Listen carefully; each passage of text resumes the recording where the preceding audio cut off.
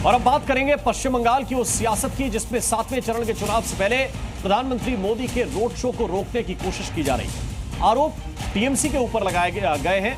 आरोपों पर हम जाएंगे, लेकिन उससे पहले आपको प्रधानमंत्री मोदी के रोड शो का जो रूट है उसको जरूर देखना चाहिए, जिसकी दूरी करीब करीब 5 किलोमीटर होगी।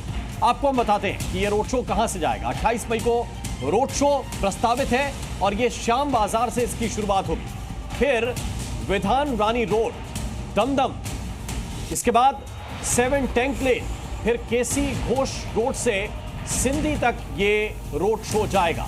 ये हम आपको रोड शो का रूट दिखा रहे हैं। 7 टैंक लेन पहुंचेगा, इसके बाद केसी घोष रोड पर पहुंचेगा और इसके बाद ये रोड शो जो है वो सिंधी इलाके पर जाकर खत्म होगा। लगभग 5 किलोमीटर का ये रोड शो होगा। इसके बाद क्या होगा? इसके बाद अगले दिन की भी तैयारी है। 29 मई को प्रधानमंत्री मोदी बारासात और बारुईपुर में बैठक भी करेंगे। 2 जगहों पर उनकी बैठक की भी तैयारी है, बारासात और दूसरी जगह है बारुईपुर। तो इसी के साथ बंगाल में बीजेपी का चुनावी प्रचार भी खत्म हो जाएगा। लेकिन मोदी के इस प्रचार प्लान पर विवाद क्या है, इस रिपोर्ट में आपको दिखाते हैं। चुनाव प्रचार और वोटिंग के बीच दीदी के राज में हिंसा बदस्तूर जारी है। 24 के चुनाव में शायद ही ऐसा कोई फेज बीता हो जब हिंसा, हत्या या झड़प की खबरें नहीं आई। तमाम सुरक्षा के उपायों के बाद भी बम और बारूद की ढेर पर पश्चिम बंगाल में चुनाव हो रहा है। आज छठे चरण के चुनाव में भी पश्चिम बंगाल के कई इलाकों में हिंसा की खबर आई। कई लोग जख्मी हो गए।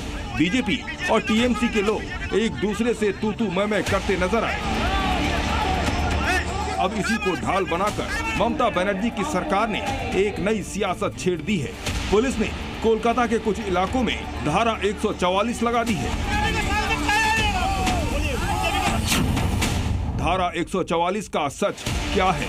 मोदी की रैली रोकने के लिए एक्शन। बीजेपी तो यही सवाल उठा रही है।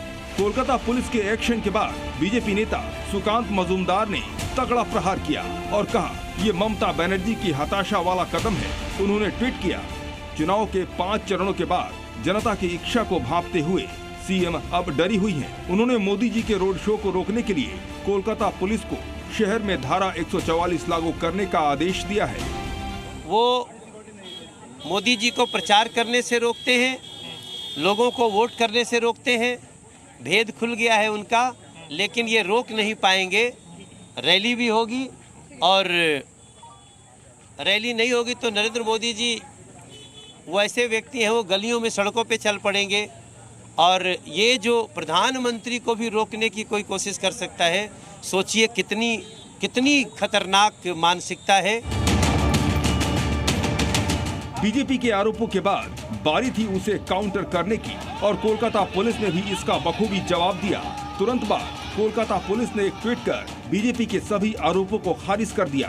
कोलकाता पुलिस ने ट्वीट कर पुराने आदेशों की कॉपियों को भी अटैच किया और लिखा, कोलकाता पुलिस नियमित आधार पर डलहौजी और विक्टोरिया हाउस के आसपास सीआरपीसी धारा 144 आदेश जारी करती है। ये कोई नई बात नहीं है और पिछले आदेशों की प्रतियां अटैच भी की जा रही हैं। इसलिए कृपया भ्रामक जानकारी फैलाने से बचें।